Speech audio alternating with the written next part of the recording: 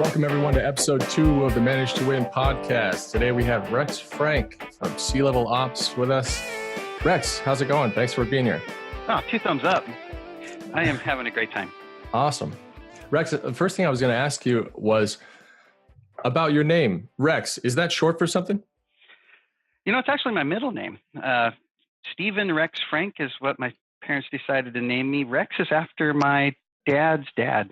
He's Rex Frank. And, you know, it's kind of interesting because around 3rd grade or so, I was a little embarrassed because I had this weird middle name that nobody else has. And so I was a little iffy about that. But early 90s, when I was working at Alvaca Networks, I was asked to do a paper or an article for a magazine. And that was when I decided, if I'm going to get published, I should use my more unique name. And I actually published that first one under Rex Frank, and Oli liked it and kind of encouraged me to start going by Rex. And it was kind of weird at first because only people at work called me Rex, but people at home still called me Steve. And when I moved up here to Seattle, it was a great opportunity just to 100% switch to Rex, and kind of all history that I kind of wanted that one name recognition, and it's working out pretty well. That's awesome. That sounds like a brilliant strategy from a marketing perspective. And how do you and David know each other? I'm not actually sure. I think it was Voico at Digital Seattle was using some of David's. I don't think so. No, I don't think so. I remember Chris and I talked about him, but I never actually worked with him. Okay. Well, I was peripherally familiar with Manage to Win, and a client. I'm 100% sure a client was using them, and that's the cool thing about this industry is, you know, I'm always learning from clients and about cool things that are going on out there. And I remember coming across Manage to Win, just thinking this is cool stuff. Yeah, so I think we met at like a ConnectWise conference, like IT Nation, and just I stopped by your booth. I don't really remember. I just, it's just we do complementary things. We've been in, the mutual fan club for a while. So I've recommended you for I don't know how many years now. It's easily more than 5, maybe upwards of 10. And well, the cool thing is it's reciprocal, right? We just respect each other. So we're always saying, hey, you should call Manage to Win.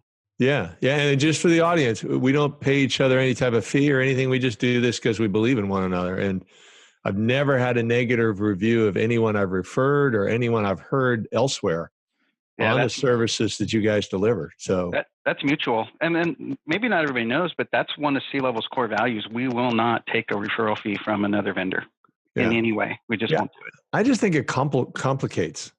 Yeah. I mean, we get a small little referral fee on the background check company that we refer. That's a little bit different. But as far as if I'm referring a consultant type of thing, I would never get a referral fee on that.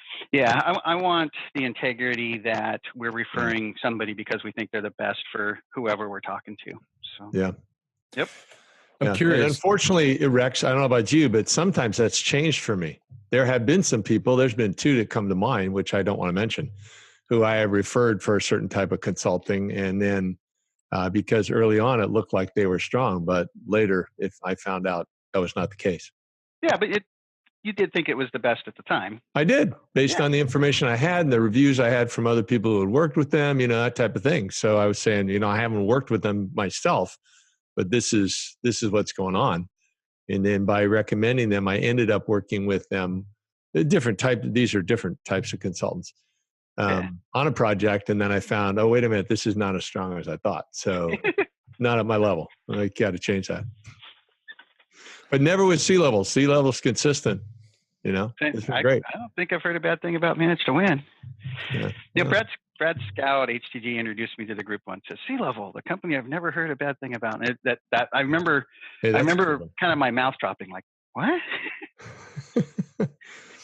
Well, that's a good one. But how big is your team now of consultants?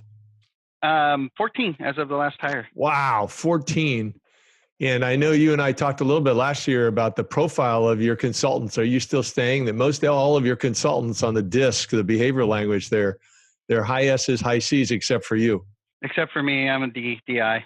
Yeah. Well, you're driving it. So, but everybody else who's there, they're more analytical, more process. And that's really a lot of what you guys bring to the table. So you guys have been consistent with that. I remember being surprised. I thought they were all going to be DIs. And then I worked with you and got those results. And I was like, what?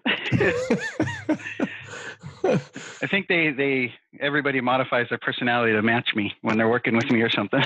Oh, maybe, but and that was helpful because during that time we went through that, I think you considered one guy and you saw that and you're like, that's one piece of the puzzle that kind of confirmed some thoughts we had. And it's probably not a match. We need to stick with the SC profile to be consistent. And I'm glad to hear it's still working really well. Heck yeah. Yeah. That's good. Okay. As a matter of fact, you have a kickoff call with one of my clients today, WCA Technologies in New York City. There is nothing better than getting that order approved email and getting to schedule a kickoff call. Well, really, I would think getting the check is also a good thing, but but that's good. They're really looking forward to it. I mean, those guys, think about that. So talk about that. You go into a company that's been around 30 years. So WCA has been around 30 years. And I think Jay's working with them on your team. And you get to go into a company that's been around 30 years. The default assumption would be they have it all nailed down. And they're a great company. But I really believe that what you're doing with them is going to enable them to apply more of what I work with them on because they're a steady client. And they have, the last 2-3 years have all been growth, all been records for the company. They've all been solid. But I think it's going to accelerate with the work that you guys do with them. ConnectWise talks about their entrepreneurial journey. I'm not sure if you've run across that, but businesses start off running in a muscle and feel way, right? This is a ConnectWise terms, but they start off in a muscle and feel way, and then they move to managing to what good looks like, right? And usually that means it's not just the owner running things, right? As they're moving there, they're getting a service manager or something like that. Then they.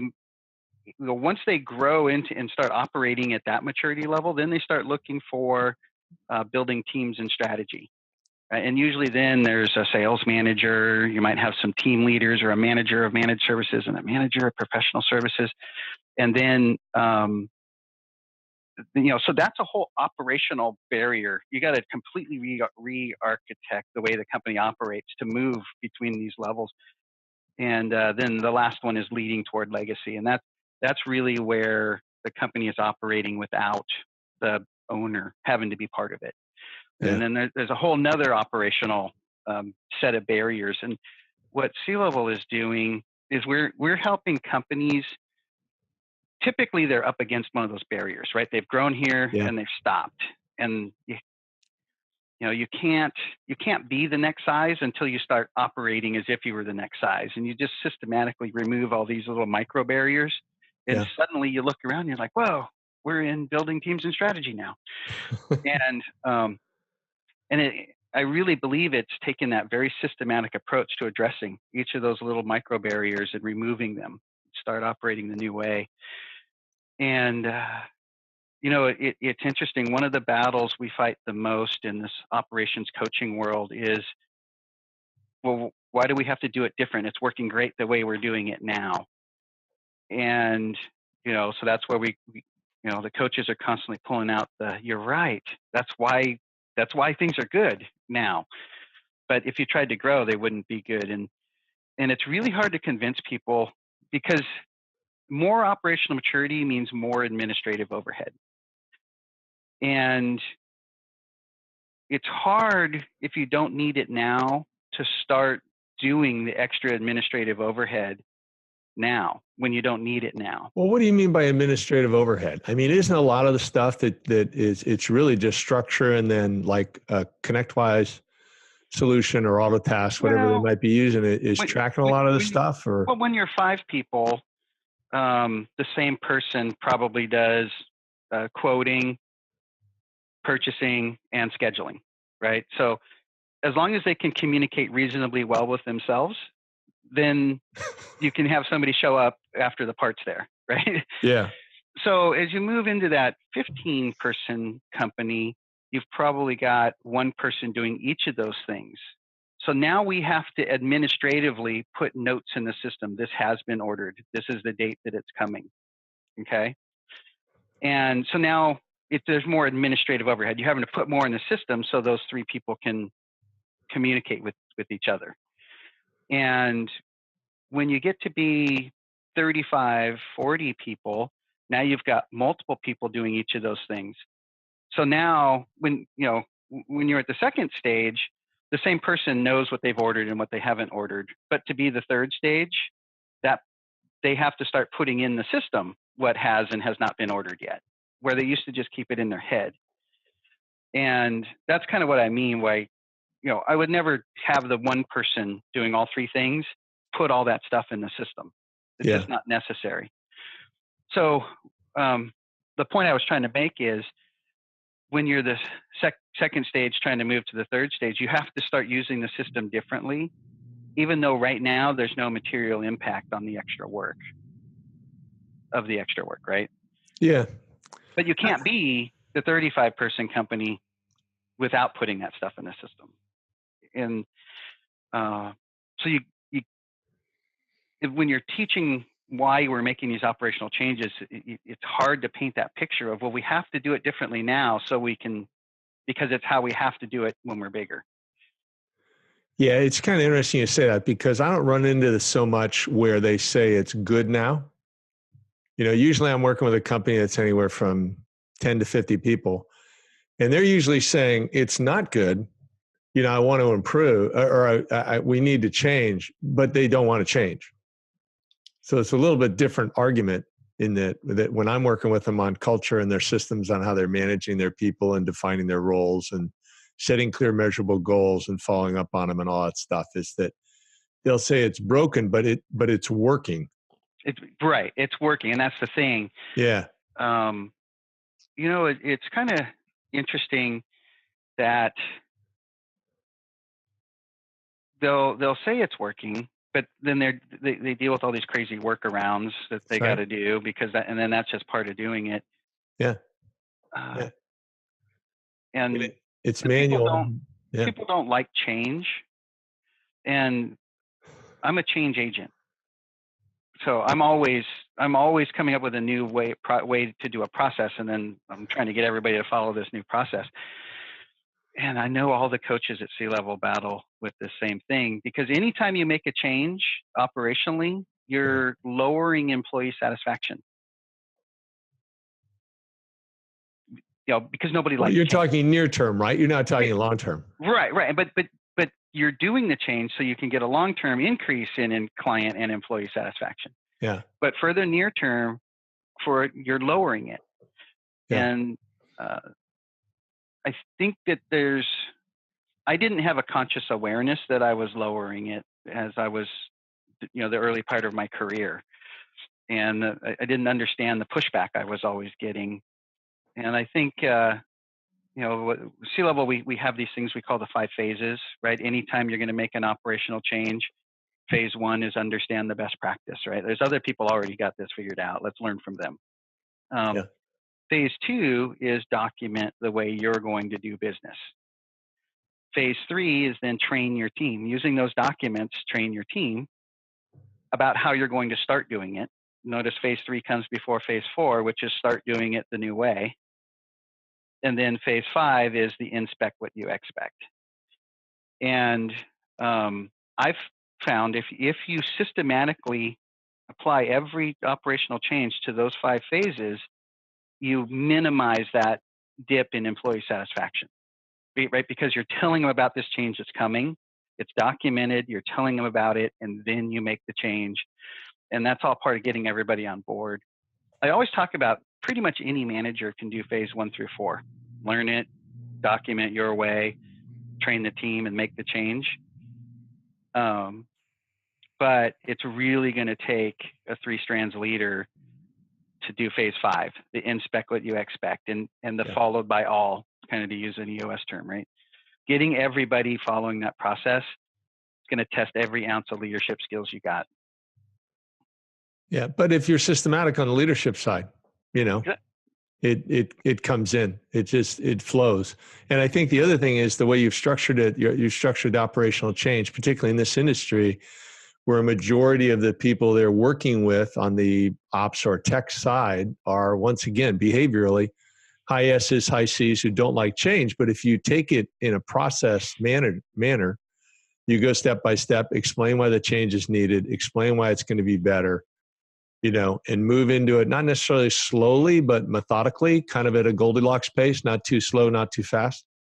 I think that's where they can accept it and then they can see it. And you're probably most of the time, I don't know about you, Rex, but I encourage across the board. I say, I don't care what you're changing. I don't care what you're doing, but I want you as a leader to always introduce everything as a pilot, as a test, because it sets an expectation that, hey, if it's not working, we're not going to follow through on it. We're not going to do it. But also sets the stage that as you need to make changes, I know you've got, how many different processes you got best practices now for? It used to be 84, isn't it? Like 100 or something now? Well, it's officially 87. C-level, we're just about to 2019 initiative is to introduce some new sections. Yeah. And it'll be officially over 100 different operational processes that need to get addressed and figured out in the company at each of those business operational maturity growth stages.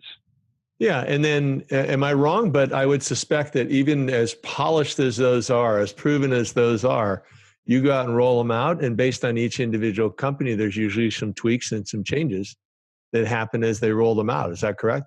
Yeah. Yeah.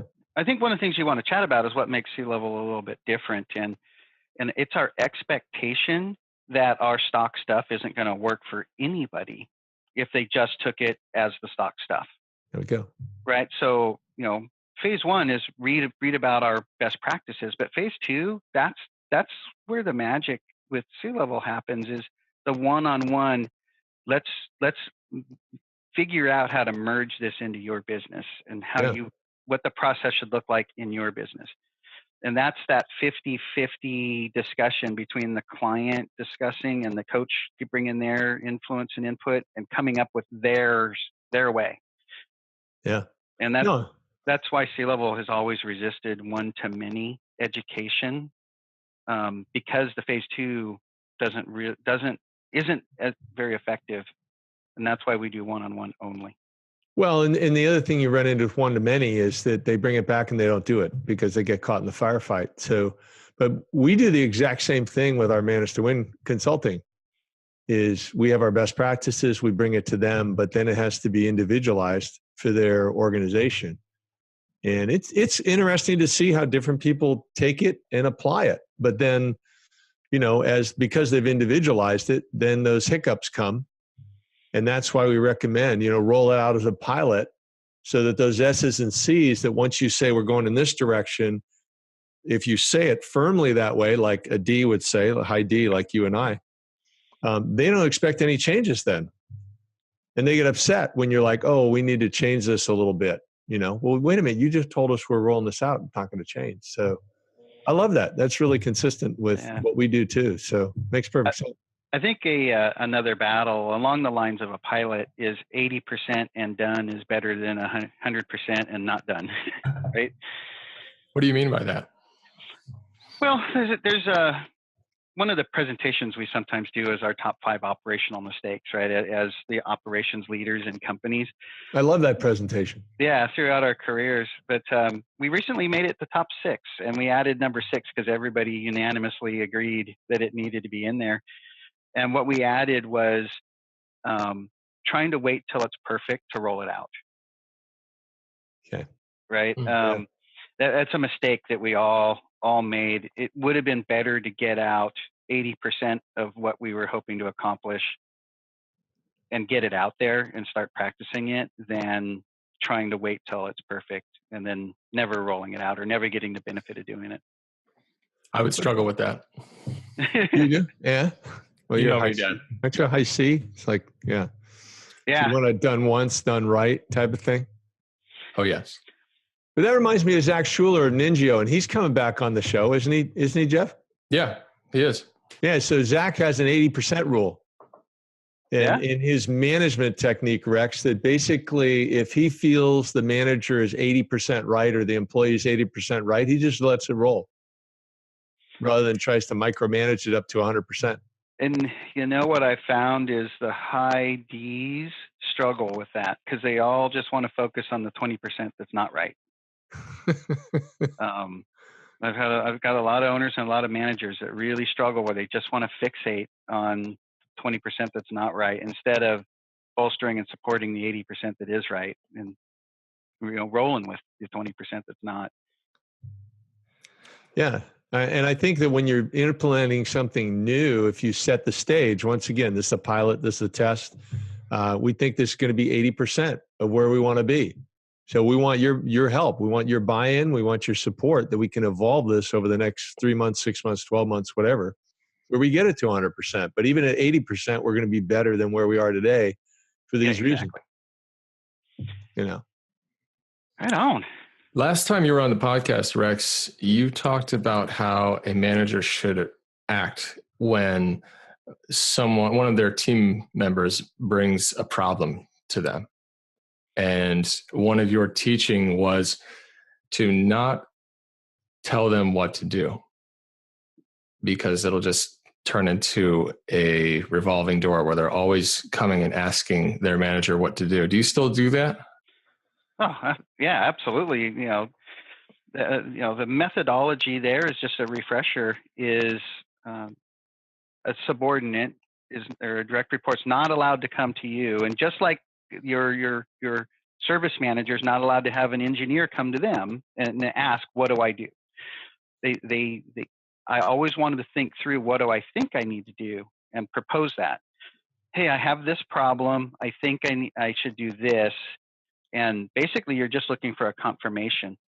And then the manager only has one of two possible responses. Response number one is, sounds like you're on the right track. That sounds great. Run with it. Or have you thought about? Okay. And basically that's saying, no, you missed something. You need to think about this other thing and re-propose what you think you should do. But I found it does two things. It builds confidence in the individual that they do come up with good ideas, but it also builds confidence in the manager that they do come up with good ideas, right? And it's also, teaching the direct report how the manager thinks a little bit, but ultimately that people can move from into that delegating stage where they just handle it. You don't need to bother me with that anymore. Well, I think that's what I found in the research I did and then the experience I've had is that the best coaches or the best mentors, they don't tell you how to do it, but they ask questions and teach you how to think. So that's the job of a mentor or a coach, is to teach someone new ways to think rather than just shell out answers. Because otherwise, like you say, you become a vending machine. Not at your exact words, but I come in, I want an answer, I put in a quarter, I make my choice, and bingo, then I walk away. I don't really have to think. Yeah. It's not scalable. So Rex, how did you get to this point? You guys dove right into a lot of the high level details, or no, the in-depth details that you guys are working on day in and day out. How did you get to this point where you're so knowledgeable about this stuff? A very long trail of mistakes. Hey, join the club. Yeah, look at the scars. Yeah. I used to have hair. Yeah. All these grays. It's I think always trying to learn from somebody else, right? I'm a big believer in the one hand up and one hand down way of being in business or being in life. You always have a hand up. Somebody's helping you. You're learning from somebody. And at the same time, you've always got a hand down where you're teaching and mentoring and pulling somebody up. And I think just always trying to be in the chain someplace in my life has helped a lot. Can you give us any specifics about your journey and how that manifested itself? Well, I have a mentor, Ole Thorderson with Alvaca Networks. He hired me as a computer tech when I was 18, I think 18 years old. Maybe I just turned 19. Wow. Because he liked my energy, is what he said. And, I don't hesitate to ask him when I'm unsure. He's always there to give me the advice and the wisdom, even today. And I try to give that back to everybody I get a chance to give it back to. I think that's what C-Level is all about. My grandpa Rex was a teacher, and at the junior college level, and I spent a lot of time with him, and he spent a lot of time teaching me things. And I think once I got that opportunity with C-Level to start being a teacher of what helped me in my career, it's been awesome. The peer groups, I got involved in TPG, the True Profits group, back in the 90s. Ole and Arnie from ConnectWise and Gary Pica and a few other notable industry players. They were all in TPG together in an owners group, trying to figure out how to run their, this new thing they called managed services businesses. And, the owners would come up with these great ideas, and then they all would have to go back to their offices and try to implement stuff through their service managers. And that didn't always go well, trying to get that messaging consistent. So they thought, hey, we should get the service managers in a room. And that's what Steve Bowser did. And I got to tell you, that was probably the biggest catalyst in my career for changing me as a manager and a leader, from kind of being a tech and directing people to setting strategic goals. We would all come to a meeting and we'd all share our best practice, right? Bring your client onboarding process, right? And then we'd all hand it out and share it and talk about it. And then we'd all go back and make updates to our client onboarding process. And I got to tell you, even though Ole was my boss and signed my check, it didn't bother me nearly as much to miss a goal as it did to go stand in front of my peer group and explain to them that I missed a goal. That was not okay. I did not want to do that because I wanted to succeed for my peers, because they're going to come back and say they made their goals. I didn't want to be the one not to. And that just changes your thinking when you're at work every day, knowing that quarterly meeting's coming up. So you're in a sounds like an early peer group of the MSP industry. Yeah. With some Arlen from HTG was in that same peer group. Yeah, you listed a number of names in there that I'm somewhat familiar with. I'm sure many business owners at your guys' level are very familiar with. Can you just elaborate let's say we have a service manager that maybe is not as tapped into the industry as you guys. Can you describe kind of the impact, just the gravitas around those names that you just mentioned? Who are they? Why, what are they doing now? Well, Arnie, ConnectWise, he was an MSP called ConnectWise, and created the software to help himself. And then I think he was looking actually to create an early roll up of several companies, buying group kind of thing, all using the same software. But as it turned out, those TPG group members were mostly the first members to start using the ConnectWise application. And January 1st of 2008.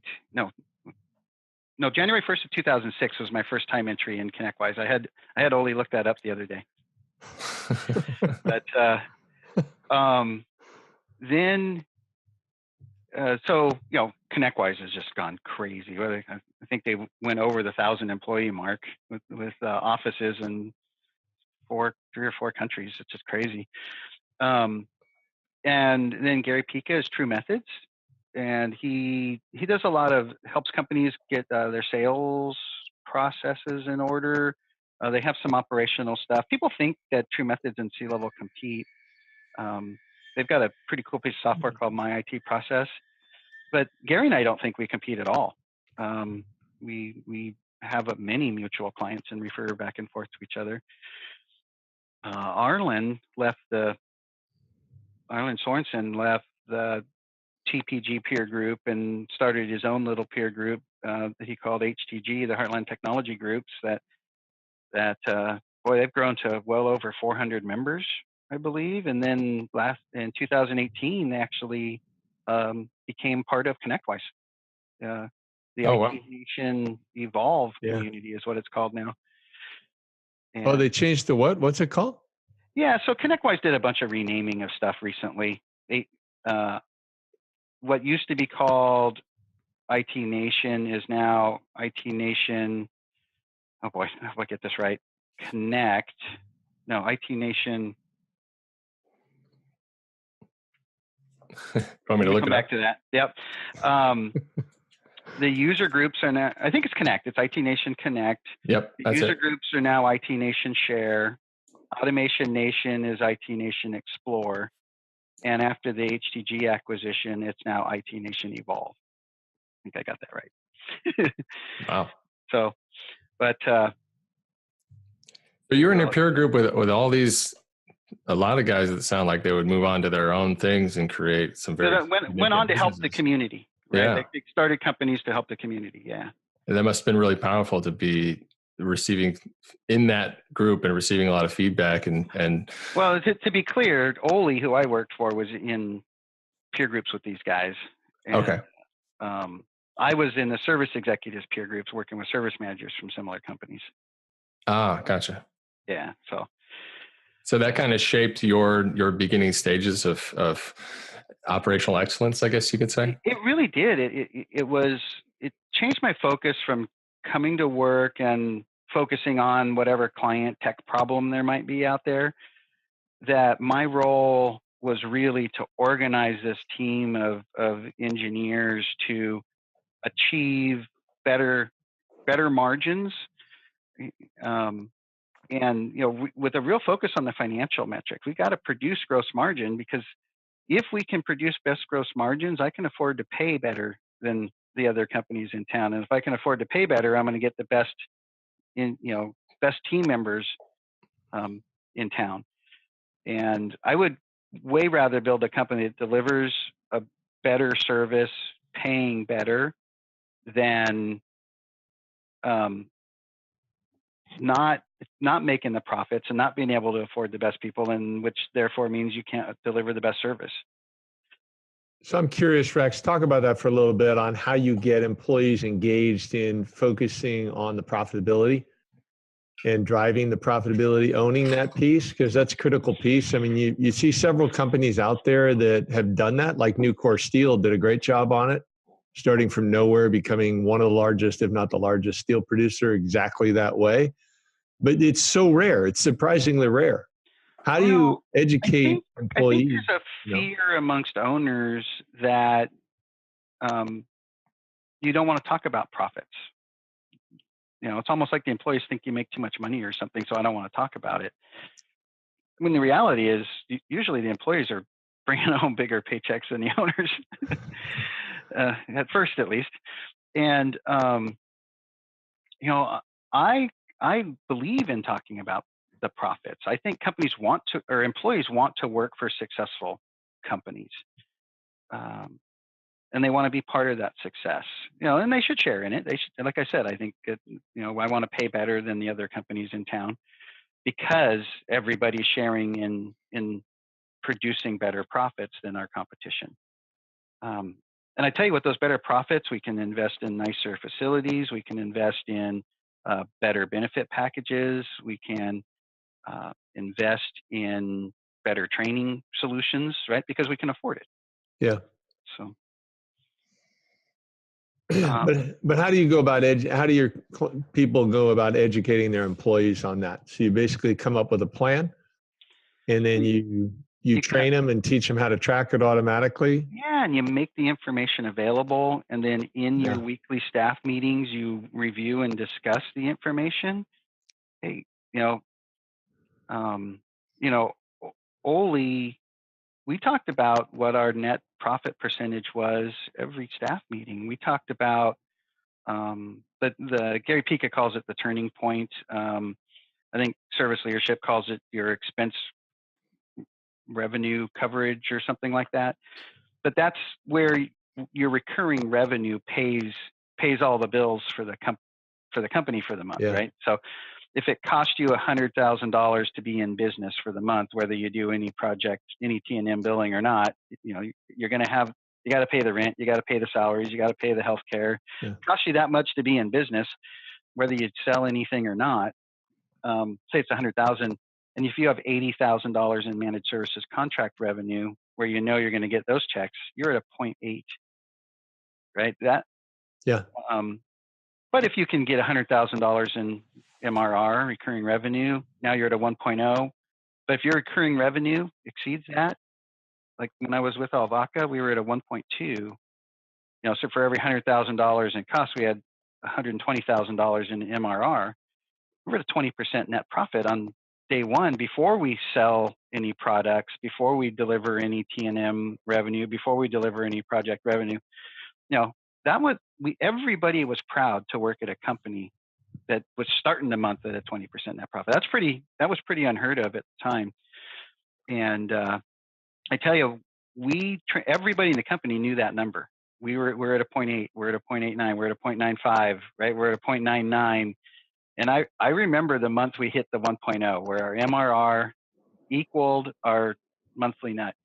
And Ole took us all to Dave & Buster's to celebrate. And then that expense put us back under. Come on, I couldn't put you that under. You guys must have done some heavy eating or drinking that night. I mean, or all the games. But that experience of everybody rallying around an important number like that and getting there and then succeeding and celebrating and then continuing to raise the bar. I'm 100% convinced that would not have happened if it wasn't something we discussed every meeting and rallied around and drove toward. That's awesome. I've been thinking about the different business approaches when it comes to pricing and quality, and how Apple tends to, at least in the past, has focused on quality and not worrying about their prices necessarily, or setting them at a higher level, basically implying that they're better. And versus the lower quality, maybe more of a lower margin, higher volume approach. And it sounds like you would skew definitely towards the better quality. We're gonna be the best, and we're not only gonna shoot for being the best, we're also going to use that as a rallying cry for our employees. Yeah, I'm going to reference Ole a lot, and if he's listening, thank you, Ole. But he used to always talk about how there's a Volkswagen dealership and there's a Porsche dealership, and they're both in town. They might even be right next to each other, and there's a group of buyers that are going to be price shoppers, and they are going to buy the Volkswagens, no matter what you try to tell them or sell them. And then there's going to be a group of buyers that want the quality associated with the Porsche. And if you're a price buyer and you walk into a Porsche dealership, they're gonna help you find the Volkswagen dealership. But when a quality, somebody that's looking for the quality comes in the door, then they're going to sell to them, and they're going to have a great, they're going to have a Porsche experience and get Porsche value. And he always talks about it's okay when the Volkswagen buyer doesn't buy at Porsche, right? And I have carried through the rest of my career. I haven't worked for Ole since 2007, but I've carried the rest of my career that we're going to charge Porsche prices and deliver Porsche value and quality, and not worry about the Volkswagen buyers, and just build my revenue and profit model around that set of buyers. And I'm okay with it. Does that help answer your question? Absolutely. Yeah, I like it. And I think if you guys are good, that sounds like a great place to end this discussion. Okay. Yeah. In this podcast? Yeah. I got one more question for Rex. Oh, okay. Go for it. So Rex, I'm kind of curious. So you and your 14 consultants are working with all these different leaders across the country. And what are you seeing as something that either is new or is being done really well by a great leader to turn an organization or to accelerate growth in an organization right now? What's one thing or two things you're seeing that is really working for somebody out there? One of my clients, actually, it might have been Joe Cram that introduced us at Solid Networks, now that I think about it. Oh, you think so? But he said to me Joe's a great once, my goal is to have a peer group and a coach for every key employee. And, I thought that was pretty dang insightful. He's giving each employee a place to put a hand up and reach to, right? And I think people that are embracing, we have to always improve what we know and how we do things. Those are the ones that are getting the growth, getting the success, getting the bottom line, profit expectations that they're looking for. I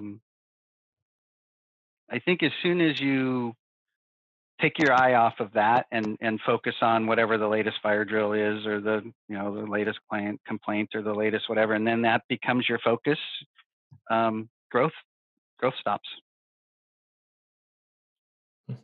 Okay. I agree. That's the key. And that's what holds a lot of people back, is doing the firefighting and not getting to focusing on the business. So yeah, I always talk about the E-Myth. Michael Gerber's book, The E-Myth, is being another driving force. Matter of fact, The E-Myth is a book that I re-listen to about every 3 years. I get out it's just sort of like I don't want to forget the lessons in there. That's going to have to go on my book list. It's an old one now. It is, yeah. What was it, written in the 60s or something? I don't know. It's a long time ago. What was it again? The E-Myth by Michael Gerber? Michael Gerber, yeah. All right. Yeah. I'll check it out. Ole was famous for sending me this stuff that I had no idea what I was getting myself into, and then I'd have my doors blown off, right? I didn't understand what I was going to, but he sent me this 3-day workshop, and I remember him not being happy that I was giving up a Saturday and a Sunday, to go to this workshop thing. But it was a workshop with Michael Gerber. There's about 15 companies in the room doing a workshop on, setting their big goals and strategy for achieving them. And wow, what a weekend. Well, one last question, Rex. What do you got coming up that anybody should be aware of that's listening here, whether it's something at a trade event, or whether you've got any podcast coming up, anything that somebody should tune into? Well, I'll be at the IT Nation Evolve HTG event in a couple of weeks in Phoenix. ConnectWise is actually having C-level speak at each of their North American user groups. So I think most of our coaches are going to be the speakers about client onboarding at the share events now. They used to be called user groups.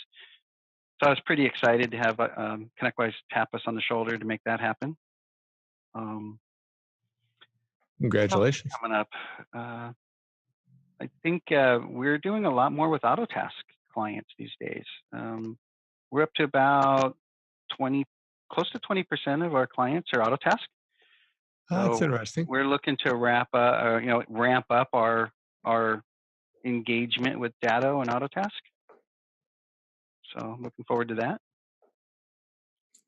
Yeah. Awesome. And Rex, how can people find you and get in touch with you? What's your website URL? Maybe do you use Twitter, social media? How can people get in touch with you? We're an operations company, not a marketing company, so we pretty much suck at social media.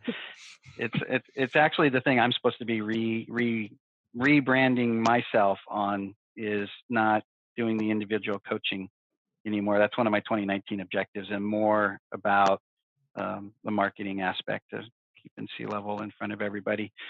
But yeah, the website is C-level ops, SEA-levelops.com. Cool. C-level operations, and there's a set up a time to talk. If you have any questions, you can connect you with one of our coaches. Awesome. Yeah. That sounds great. Well, thanks so much for being with us today. Hey, thanks, Rex. Always good to catch up with you. You got it. You guys are awesome.